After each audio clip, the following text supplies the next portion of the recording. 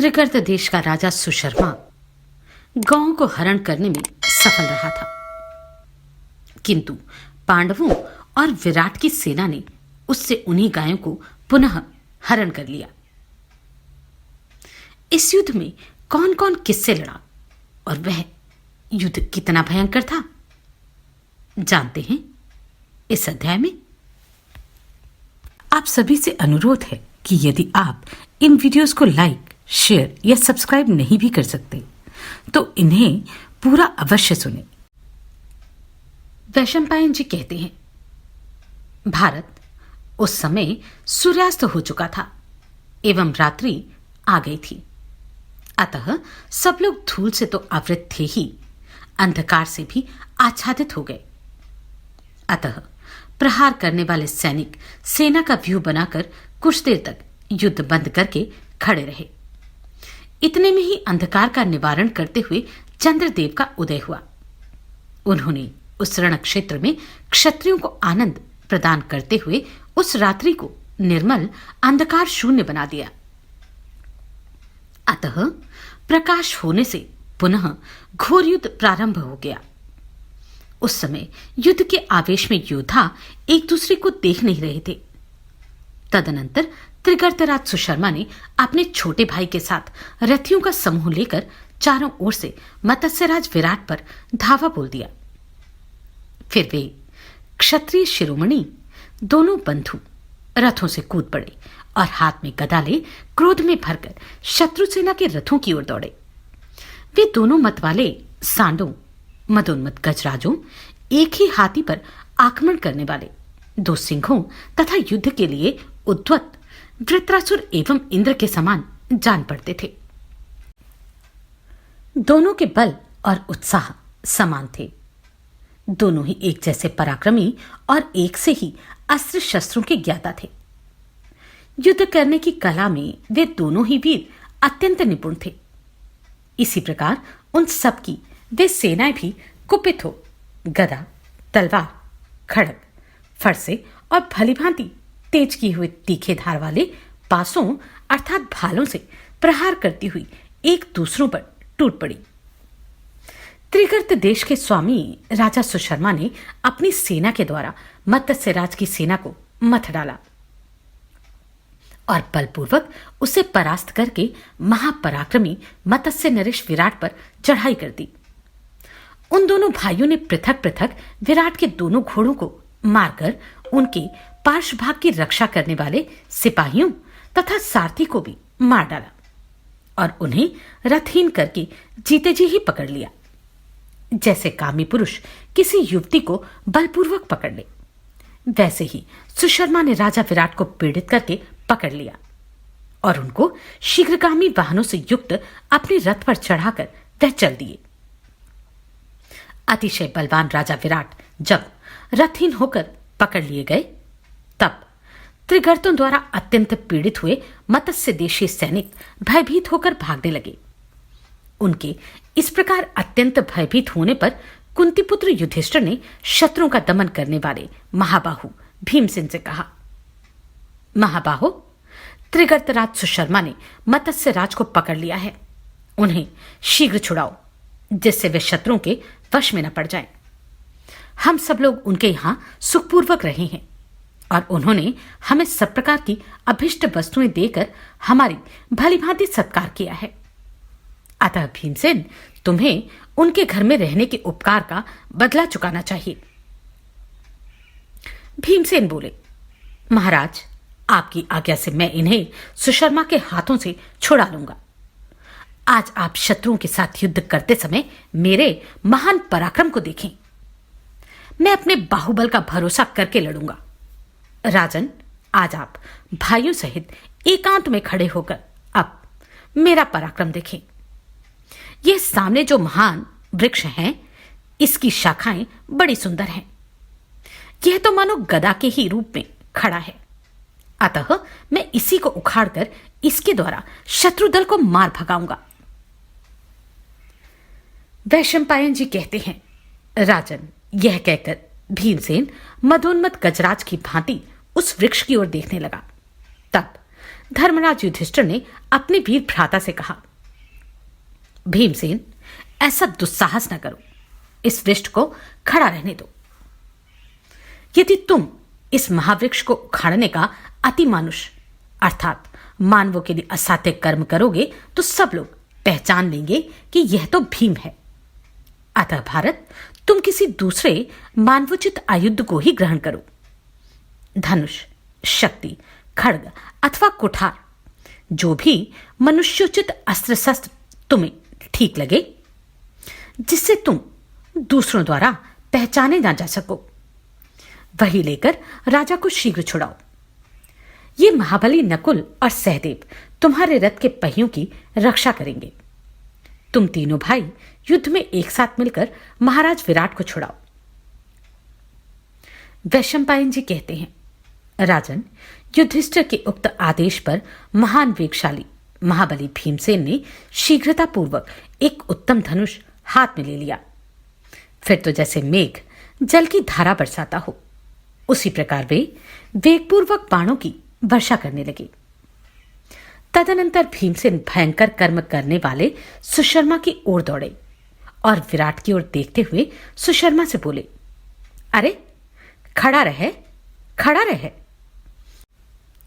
रथियों में श्रेष्ठ सुशर्मा पीछे की ओर से आते और खड़ा रह कहते हुए काल, अंतक एवं यमराज के समान भयंकर वीर पुरुष को देखकर चिंता में पड़ गया और अपने साथियों से बोला, देखो, फिर बड़ा भारी युद्ध उपस्थित हुआ है, इसमें महान पराक्रम दिखाओ।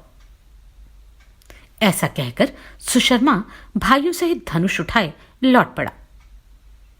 इधर महात्मा भीमसेन ने निमेष मात्रा में ही गदा लेकर शत्रु के भयंकर धनुष धारण करने वाले रथी, हाथी सवार और घुड़सवार वीरों के 1,00,000 सैनिकों के समूह को राजा विराट के समीप मार गिराया और बहुत से पैदल सिपाहियों का भी संहार कर डाला।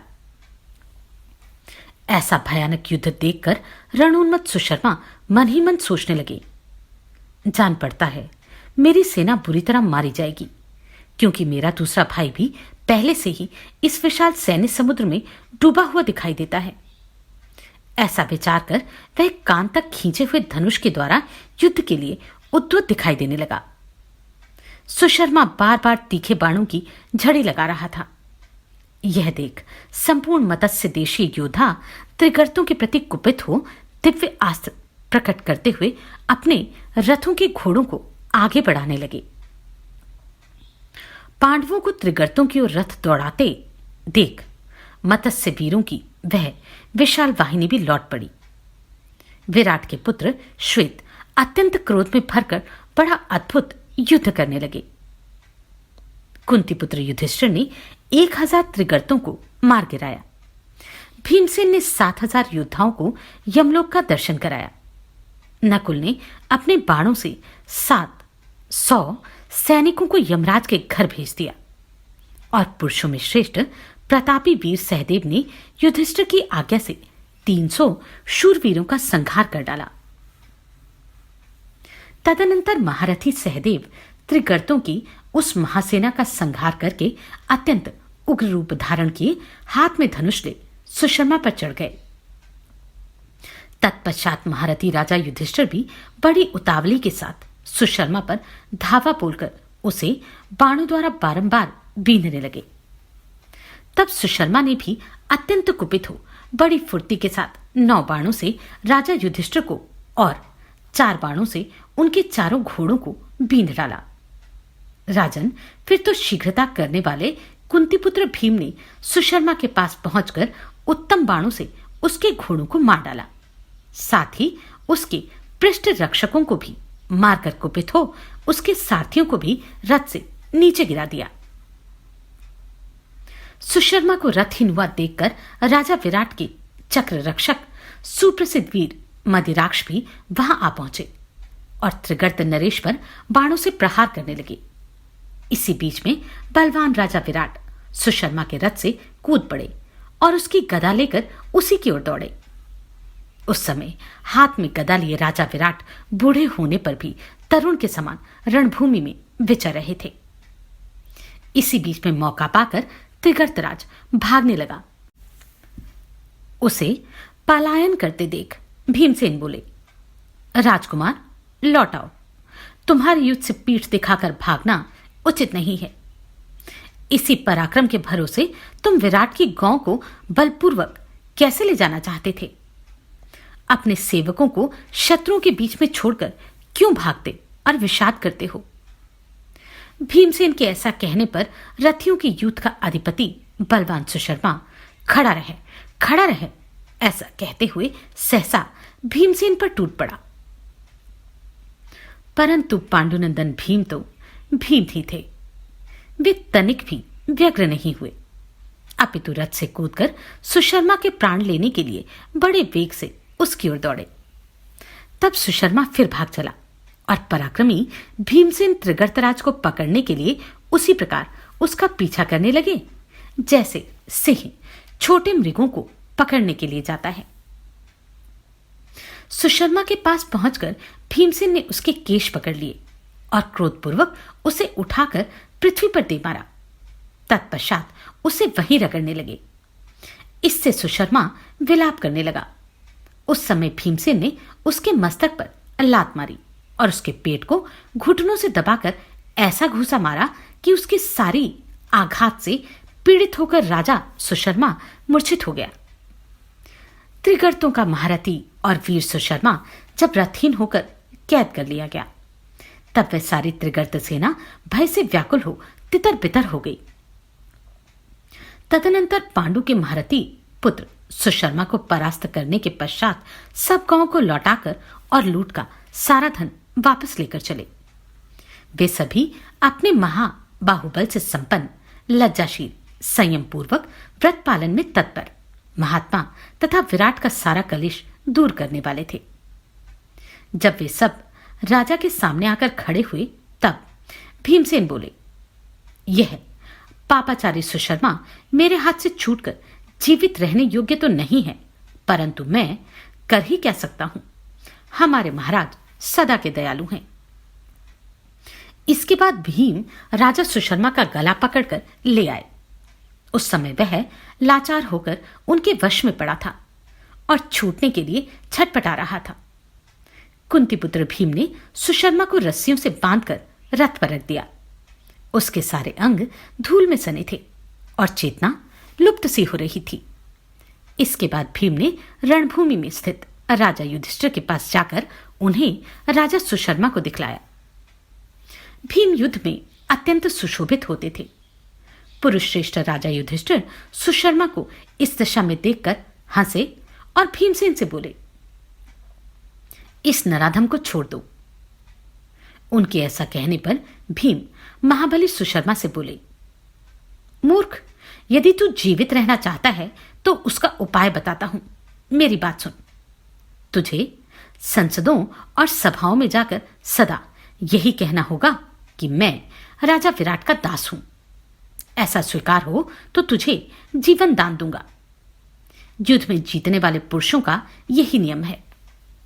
तब बड़े भ्राता युधिष्ठिर ने भीम से प्रेम पूर्वक कहा, भैया, यदि तुम मेरी बात मानते हो तो इस पापाचारी को छोड़ दो। यह महाराज विराट का दास तो हो ही चुका है। इसके बाद वे सुशर्मा से बोले, तुम दास नहीं रहे, जाओ, छोड़ दिए गए, फिर कभी ऐसा काम न करना। वैशंपायन जी कहते हैं, जन्मेजय युधिष्ठिर के ऐसा कहने पर सुशर्मा ने लज्जित होकर अपना मुंह नीचे कर लिया और बंधन से मुक्त हो राजा विराट के पास जा उन्हें प्रणाम करके अपने देश को प्रस्थान किया। इस प्रकार सुशर्मा को मुक्त करके शत्रु का संहार करने वाले, अपने बाहुबल से संपन्न, लज्जाशील और संयम पूर्वक व्रत पालन के तत्पर रहने वाले वे पांडव उस युद्ध के मुहाने पर ही रात भर सुख से रहे। तदनंतर राजा विराट ने अतिमानुष अर्थात मानवीय शक्ति से परे पराक्रम दिखाने वाले महारथी कुंती पुत्रों का धन और मानदान द्वारा सत्कार किया। विराट ने कहा, युद्ध में शत्रुओं का संहार करने वाले वीरों, ये रत्न और धन जैसे मेरे हैं वैसे ही तुम लोगों के भी हैं। तुम सब लोग यहां सुखपूर्वक रहो और जिस कार्य में तुम लोगों की रुचि हो वही करो। मैं तुम सबको वस्त्र आभूषणों से विभूषित कन्याएं, नाना प्रकार के रत्न, धन तथा और भी मनोवांछित पदार्थ देता हूं। आज मैं तुम लोगों के ही पराक्रम से यहां शत्रु के पंजे से कुशल पूर्वक छूट कर आया हूं। अतः तुम लोग मत्स्य देश के स्वामी ही हो। वैशंपायन जी कहते हैं, इस प्रकार कहने वाले मत्स्य राज से युधिष्ठिर आदि सभी कुरुवंशी पृथक पृथक हाथ जोड़कर बोले, महाराज, आपका कहना ठीक है। हम आपके संपूर्ण वचनों का अभिनंदन करते हैं, किंतु हम लोग इतने से ही संतुष्ट हैं कि आज आप शत्रु से मुक्त हो गए। तब राजाओं में श्रेष्ठ मत्स्य नरेश महाबाहो विराट ने मन ही मन अत्यंत प्रसन्न होकर पुनः युधिष्ठिर से कहा, कंक जी आइए, मैं आपका अभिषेक करूंगा। आप ही हमारे मत्स्य देश के राजा बने। इस पृथ्वी पर दुर्लभ जो और भी प्रिय तथा मनोवांछित पदार्थ होंगे वह भी मैं आपको दूंगा। आप तो हमारा सब कुछ पाने के अधिकारी हैं। व्याघ्रपद गोत्र में उत्पन्न विप्रवर मेरे रत्न, गौएं, सुवर्ण, मणि तथा मोती भी आपके अर्पण हैं। आपको हमारा सब प्रकार से नमस्कार है। आपके कारण ही आज मैं अपने राज्य और संतान का मुख देख पाऊंगा, क्योंकि पकड़े जाने पर मैं भयभीत हो गया था, किंतु आपके पराक्रम से शत्रु के अधीन नहीं रहा। यह सुनकर राजा युधिष्ठिर ने मत्स्यराज से पुनः कहा, राजन, आप बड़ी मनोहर बात कर रहे हैं। मैं आपके इस वचन का अभिनंदन करता हूं। आप निरंतर दयाभाव रखते हैं, सर्वदा परम सुखी हूं। वैशंपायन जी कहते हैं, जन्मेजय, कंक नामधारी युधिष्ठिर के यूं कहने पर राजा विराट पुनः उनसे इस प्रकार बोले, द्विजश्रेष्ठ, वल्लभ नामक रसोइये का कर्म भी अद्भुत है। इस युद्ध में वल्लभ ने मेरी रक्षा की है। निष्पाप विप्रवर, आपके ही कहने से यह सब कुछ संभव हुआ है। आपका कल्याण हो। आप मुझसे वर मांगिए और बताइए मैं आपकी क्या सेवा करूं। मैं बड़ी प्रसन्नता के साथ आपको नाना प्रकार के उत्तमोत्तम रत्न, शैया, आसन, वाहन, वस्त्र आभूषणों से विभूषित सुंदरी कन्या, हाथी, घोड़े और रथों के समूह तथा भांति भांति के जनपद भेंट करता हूं। सुव्रत, आप मेरी प्रसन्नता के लिए इन सब वस्तुओं को ग्रहण करें। तब वहां ऐसी बातें कहने वाले राजा विराट को कुरुकुल नंदन युधिष्ठिर ने इस प्रकार उत्तर दिया, महाराज, आप शत्रुओं के हाथ से छूट गए। यही मेरे लिए बड़ी प्रसन्नता की बात है। अनग, आप निर्भय होकर संतोषपूर्वक अपने नगर में प्रवेश करें और अपने स्त्री पुत्रों से मिलकर सुखी होंगे। यही मेरे लिए अनुपम प्रसन्नता की बात होगी। महाराज, अब आपके नगर में सुहृदों से यह प्रिय समाचार बताने के लिए तुरंत ही दूतों को जाना चाहिए। वे दूत वहां आपकी विजय घोषित करें। तब उनके कथनानुसार राजा विराट ने दूतों को आदेश दिया, दूतों, तुम लोग नगर में जाकर सूचना दो कि युद्ध में मेरी विजय हुई है। कुमारी कन्याएं श्रृंगार करके स्वागत के लिए नगर से बाहर आएं। सब प्रकार के बाजे बजाए जाएं और वैश्याएं भी सज धज कर तैयार रहें। मत्स्यराज की इस आज्ञा को सुनकर उसे शिरोधार्य करके दूत प्रसन्नचित होकर चले। रात में ही वहां से प्रस्थान करके सूर्योदय होते होते दूत विराट की राजधानी में जा पहुंचे और वहां उन्होंने सब ओर मत्स्यराज की विजय घोषित कर दी। वैशंपायन जी कहते हैं, जन्मेजय, जिस समय अपने पशुओं को छुड़ा लेने की इच्छा से राजा विराट त्रिगर्तों से युद्ध करने के लिए गए थे, उसी समय दुर्योधन ने अपने मंत्रियों के साथ विराट देश पर चढ़ाई की। राजन, भीष्म, द्रोण, कर्ण, अस्त्र विद्या के श्रेष्ठ विद्वान कृपाचार्य, अश्वत्थामा, शकुनी, दुशासन, विविंशति, विकर्ण, पराक्रमी चित्रसेन, दुर्मुख, दुश्शल और अन्य महारथी भी दुर्योधन के साथ थे।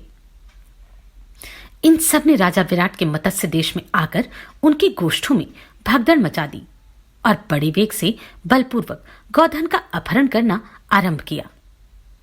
वे कौरव वीर राजा विराट की 60,000 गांवों को विशाल रथ समूह द्वारा चारों ओर से घेर कर हाँक ले चले। उस समय वहां भयंकर मारपीट हुई। उन महारथियों द्वारा मारे जाते हुए गोष्ठ के गवालों का जोर जोर से होने वाला आर्तनाद बहुत दूर तक सुनाई दे रहा था। तब उन गांव का रक्षक भयभीत हो तुरंत ही रथ पर बैठकर आर्त की भांति विलाप करता हुआ राजधानी की ओर चल गया। राजा विराट के नगर में पहुंचकर वह राजभवन के समीप गया और रथ से उतरकर तुरंत यह समाचार सूचित करने के लिए महल के भीतर चला गया। वहां मत्स्य राज के मानी पुत्र भूमिंजय अर्थात उत्तर से मिलकर उस गोप ने उनके राज्य के पशुओं के अपहरण का सब समाचार बताते हुए कहा, राजकुमार, आप इस राष्ट्र की वृद्धि करने वाले हैं।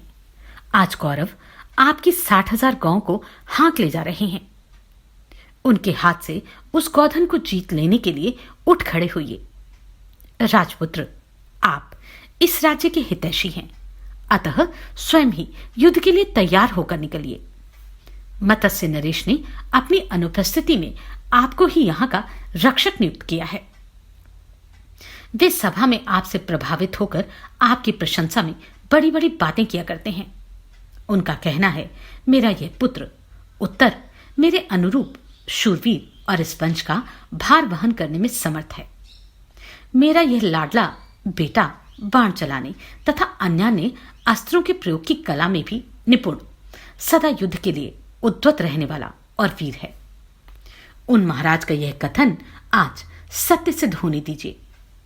पशु संपत्ति वाले समस्त राजाओं में आप श्रेष्ठ हैं, अतः कौरवों को परास्त करके अपने पशुओं को लौटा लाइए और बाणों की भयंकर अग्नि से इन कौरवों की सारी सेनाओं को भस्म कर डालिए। जैसे हाथियों के झुंड का स्वामी गजराज अपने विरोधियों को रौंद डालता है, उसी प्रकार आप अपने धनुष से छूटे हुए सुवर्णमय पंख से सुशोभित और झुकी हुई गांठ वाले तीखे बाणों द्वारा विपक्षियों की विपुल वाहिनी को छिन्न भिन्न कर डालिए। आज शत्रुओं के बीच में जोर जोर से गूंजने वाली धनुष रूपी वीणा बजाइए।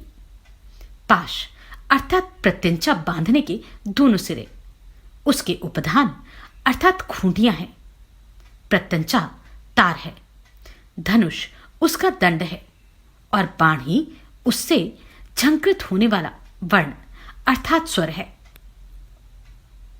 प्रभु, आप चांदी के समान चमकने वाले वे श्वेत रंग के घोड़े आपके रथ में जोते जाएं और सिंह के चिन्ह से सुशोभित सुवर्ण में ऊंचा ध्वज फहरा दिया जाए। वीरवर, आपके हाथ बहुत मजबूत हैं। उनके द्वारा आपके चलाए हुए सोने की पांख और स्वच्छ नोक वाले बाण शत्रु पक्ष के राजाओं की राह रोककर सूर्यदेव को भी ढक देंगे। जैसे वज्रपाणी इंद्र समस्त असुरों को परास्त कर देते हैं, उसी प्रकार आप युद्ध में संपूर्ण कौरवों को जीतकर महान यश प्राप्त करके पुनः इस नगर में प्रवेश करें। मत्स्य राज के सुयोग्य पुत्र होने के कारण आप ही इस राष्ट्र के महान आश्रय हैं।